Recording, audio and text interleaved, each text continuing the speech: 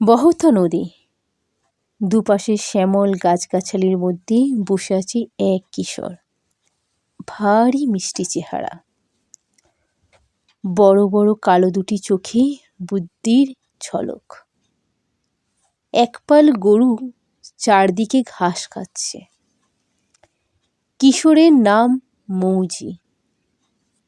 হঠাৎ তার চোখে পড়ল এক আগন্তুক দ্রুতপদে নদীর ঘাটে আসছে। মাথায় মস্ত টিকি দুলছে, ইষ্টপুষ্ট চেহারা, গায়ের বর্ণ উজ্জ্বল। তিনি ঘাটে এসেছেন স্নানের জন্য। জলে নেমে বেশ কয়েকটি ডুব দিয়ে নাক টিপে কোনো ক্রিয়া করছেন। কিশোরটি খুব কৌতূহল হলো, সে কখনো এমন স্থান দেখেনি।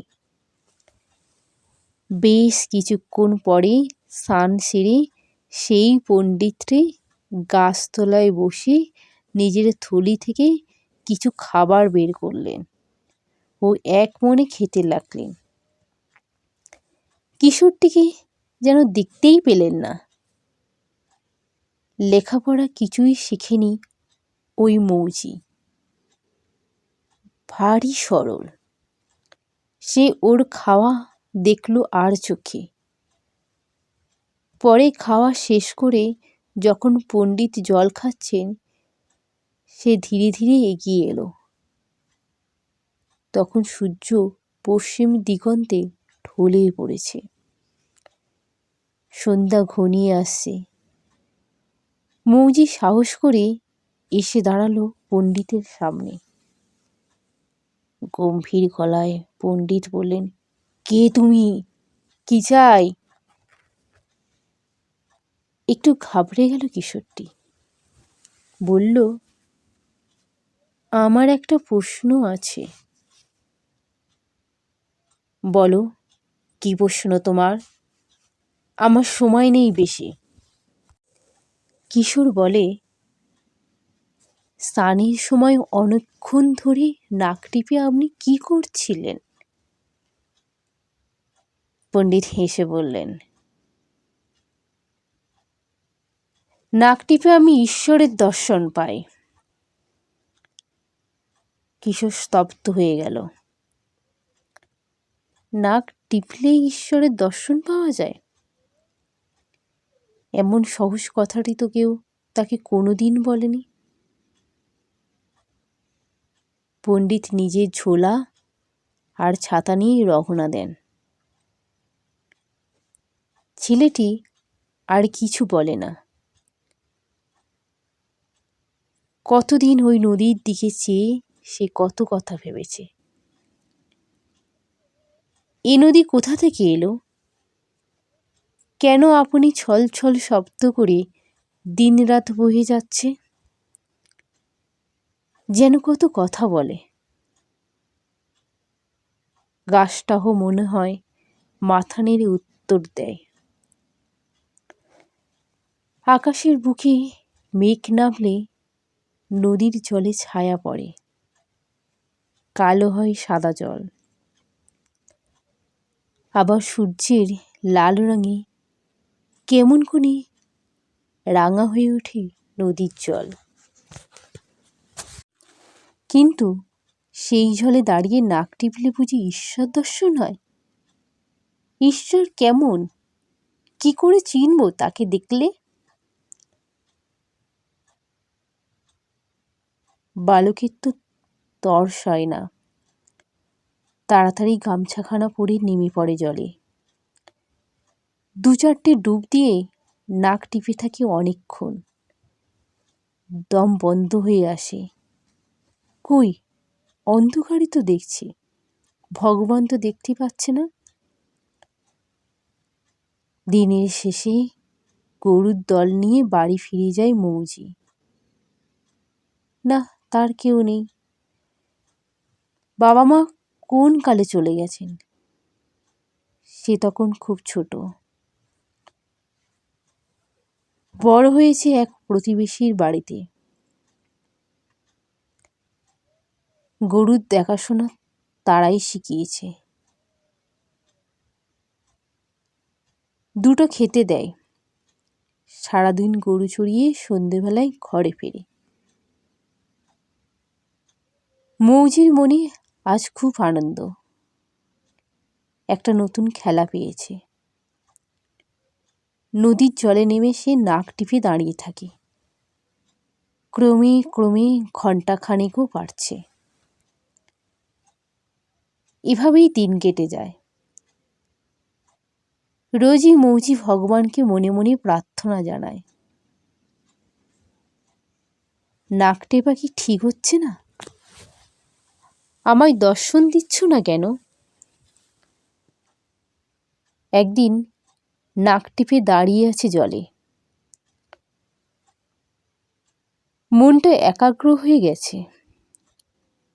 হঠাৎ শুনে তার নাম ধরে কেউ ডাকছে। তাকিয়ে দেখে জটাধারী এক সাধু। বলছেন, মৌজি উঠে এসো। মৌজি তাড়াতাড়ি জল ছেড়ে উঠে আসে। সাধু বললেন, জলে দাঁড়িয়ে কি করছিলে এতক্ষণ? কখন থেকে ডাকছি? মৌজি বলে, পণ্ডিত বলেছিলেন নাক টিপে ঈশ্বর দর্শন করেন, তাই আমি নাক টিপে থাকি। সাধু বলেন, ঈশ্বর দর্শন করেছ? না, কিছুই দেখিনি। এসো, আমি তোমায় ঠিকমতো নাক টিপতে শিখিয়ে দিই। নদীর ধারে সাধু বসেন। মৌজিও বসে সামনে। সাধু কিশোরকে শেখান দুর্লভ সব প্রক্রিয়া এবং একটি মন্ত্র দেন কানে। কিশোরের সামনে যেন কোনো অজানা সত্য চমকে ওঠে বিদ্যুতের মতো। সাধু বলেন, পণ্ডিত তোমায় ঠিক বলেনি। যখন ঈশ্বরের দর্শন পাবে তখন সেই পণ্ডিতকে জানাবে। দেখো, তুমি আন্তরিক ঈশ্বরকে চাও, ভগবানের জন্য এক মনে নাক টিপে দাঁড়িয়ে থাকো, তাই আমি তোমার কাছে নিজেই এসেছি। কিশোর জিজ্ঞাসা করে, আপনি আমার কে? আমি তোমার গুরু। আমার দেয়া মন্ত্রটি নাক টিপে এক মনে জপ করবে। যে ক্রিয়াগুলো শেখালাম সেগুলো নিত্য অভ্যাস করবে। অভ্যাসে সব হয়। আজ আমি যাই, সময় যখন হবে নিতে আসব। মৌজি বড় শান্ত। কি যেন প্রাপ্তি হলো এতদিনে। নিজের গরু ছড়ানো কাজটি করে আর এক মনে অভ্যাস করে চলে গুরুদত্ত সাধনা। গুরু বলেছেন, ভয় পেও না, ঈশ্বর আছেন, তোমায় দেখছেন সর্বদা। মৌজির জগৎটায় আর কিছু নেই, তাই তার মন একমুখী। কোনো কিছু পাওয়ার আকাঙ্ক্ষাও নেই, তাই সহজেই ডুবে যায়। মাঝে মাঝে ভাবে, পণ্ডিত মশাই কি মিথ্যা বললেন? আমি দর্শন পেলে তাকে দেখাবো। মৌজির প্রাণে ব্যাকুলতা বাড়ে। একদিন এমন কুম্ভক করে থাকে যে প্রাণ বেরিয়ে যাওয়ার জোগাড়। কেঁপে ওঠে নদীর জল, তীরের মাটি, গাছপালা, পাখিরা উড়ে যায় আকাশে। মৌজি হঠাৎ দেখে আধার কেটে শুধু আলোর বন্যা বইছে বন্ধ চোখের সামনে। শুনতে পায় এক মধুর কণ্ঠস্বর, মৌজি দেখো, আমি এসেছি। মৌজির হৃদয় এবার সহস্র সূর্যের আলোর উদ্ভাসিত। স্বর্ণকান্তি নিয়ে এসেছেন এক অপূর্ব পুরুষ। হাতে শঙ্খ ও চক্র, পদ্মের উপর বসে আছেন। কেয়র কুণ্ডল, হাড়ে তার বিচিত্র সাজ, পদ্ম পলাশ, আঁখি করুণায় ভরা। মৌজির অন্তর আনন্দে ভরে যায়। কি চাও বলো? কিছু চাই না, তুমিই ভগবান। হ্যাঁ। তুমি কি পণ্ডিত যখন নাক টিপবেন তখন দর্শন দেবেন? না, সে মিথ্যাবাসী। সে আমার দর্শন কি করে পাবে? তাহলে আমারও দর্শন চাই না। তার কাছেই তো আমি নাক টেপা শিখেছি। তাকে দর্শন দাও তুমি। বাকিটা আর বলতে পারে না মৌজি। চিৎকার করে কেঁদে ওঠে। তার কান্নায় যেন নদীর জল ছলছল করে। হাসি মুঠে উঠে সেই জ্যোতির্ময় দেবতার মুখ। বলেন, মৌজি তুমি ধন্য। তোমার আত্মীতে আমি ওই পণ্ডিতকে একবার দর্শন দেব নাক টেপার সময়। এবার মৌজি শান্ত হয়, চোখ খোলে, খুলে দেখে বাইরেও সেই অপরূপ মূর্তি। বলে, তুমি চলে যাবে না তো? আমি পণ্ডিতকে ডেকে আনি ওই সামনের গ্রামে। বালকের সরলতায় নারায়ণ আবার হাসেন। মৌজি এবার বলে, না, তুমি যদি চলে যাও তার চেয়ে ওই গাছের সঙ্গে তোমায় বেঁধে রাখি। একটু দেরি হবে আমার। ছুট ছুট। হঠাৎ দেখে রাস্তায় চলেছেন পণ্ডিত মশাই। তাকে ধরে কিশোর বলে, চলুন, নারায়ণকে তো আমি দর্শন করেননি। চোখ বুজে শুধু অন্ধকার দেখেন। এখন নারায়ণ আপনাকে দর্শন দেবেন। পণ্ডিত হতবাক। তাকে চিন্তার অবকাশ না দিয়ে হাত ধরে ছুটতে আরম্ভ করে মৌজি। হাঁপাতে হাঁপাতে গাছের কাছে আসে। মৌজি বলে, ওই দেখুন, গাছে বাঁধা আছেন ভগবান। কই, কোথায়? পণ্ডিত দেখতে পান না। এবার কিশোর ভগবানকে মুক্ত করে লতার বাঁধন থেকে পায়ে পড়ে কাঁদে, প্রভু, পণ্ডিতকে দেখা দাও। নারায়ণ বলেন, ওকে নদীতে নেমে নাক টিপতে বলো। পণ্ডিত কিশোরের কথায় জলে নেমে নাক টেপেন। সঙ্গে সঙ্গে ঝলসে ওঠে কোটি সূর্য বিনিদ্র রূপ, আলোর সাগর। পণ্ডিত এবার আকুল হয়ে কাঁদেন। জল থেকে উঠে কিশোরের পায়ে পড়েন। বাবা, আমি মিথ্যা বলেছিলাম, তুমি আমায় সত্য কি তা দেখালে। আমার জন্ম জীবন ধন্য হলো। এ মলিন জীবন সুপুর হলো তোমারই কৃপায়। মৌজির চোখে জল।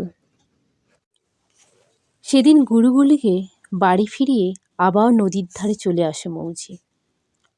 মন ঘরে ফিরতে চায় না।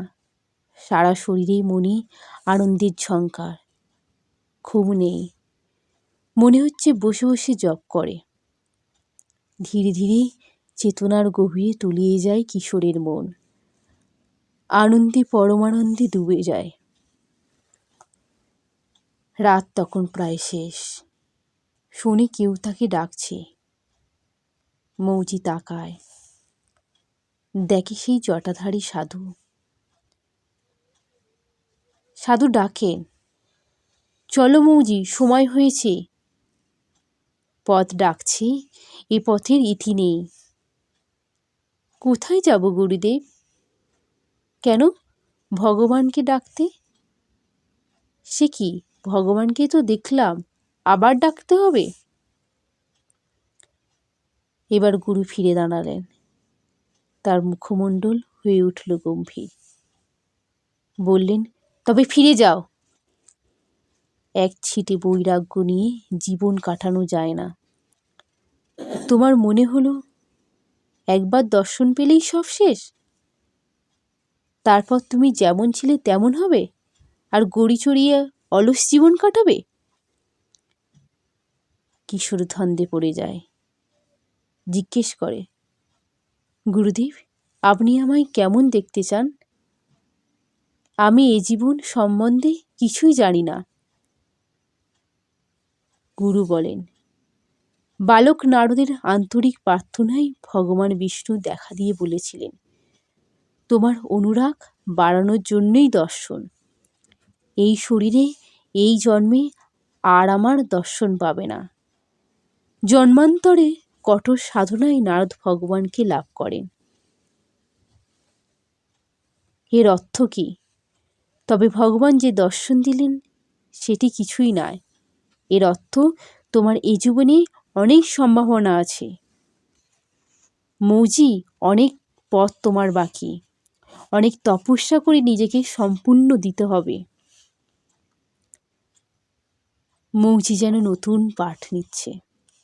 দিতে হবে, দিতে হবে, কি দিতে হবে?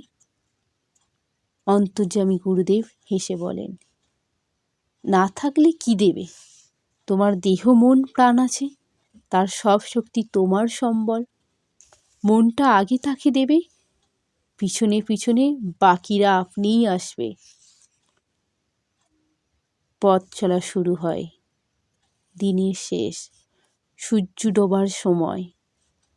আদিগন্তে রাঙা আলোর ছটা। এবার গুরুদেব বললেন, মৌজি, ঈশ্বর কোথায়? কি জানি, বুঝতে পারছি না, বাইরে না ভিতরে। তাকাও সামনে।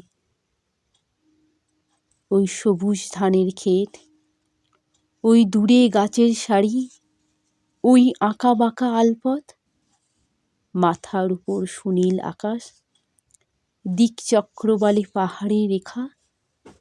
এসবের মধ্যে কি ঈশ্বর নেই? বসো মৌজি, চোখ বন্ধ করে দেখো ভিতরে। দেখতে পাচ্ছ আলো? হ্যাঁ গুরুদেব। এবার চোখ খোলো। দেখো অনন্ত কেমন বিছিয়ে আছে, সামনে পিছনে অধ ও ঊর্ধ্বে। আমার দিকে তাকাও। মৌজি তাকায়। দেখে একটা আলোময় শরীর গুরুদেবের, এবং তা ক্রমবর্ধমান বিরাট বিশাল হচ্ছে, সব আচ্ছন্ন করছে। ভয় পায় মৌজি। চোখ বন্ধ করে বলে, গুরুদেব, আপনি কই? না, সেই অপার জ্যোতির পুঞ্জ ধীরে ধীরে মিলিয়ে যাচ্ছে ধরণী ও গগনের অন্তরালে।